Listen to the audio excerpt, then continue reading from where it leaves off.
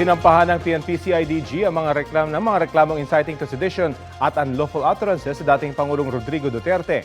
Kaugnayan sa sinabi ni dating Presidente na ipapapatay ang 15 senador para makapasok sa Senado ang kanyang senatorial slate. Sabi ni PNP-CIDG Chief Police Major General Nicolas Torre III, hindi na pwede ngayon ang mga ganitong klase ng pahayag na kalaunay ituturing na biro. Dapat daw ay managot dyan si Duterte. Depensa naman ng dating tagapagsalita ni Duterte na si Atty. Salvador Panelo, dati nang alam na palabiro ang dating Pangulo. Tinawag niyang ignorante si Torre at kinwestiyon kung anyay wala ba silang ibang gagawin na mas produktibo. Wala pang pahayag dito ang dating Pangulo.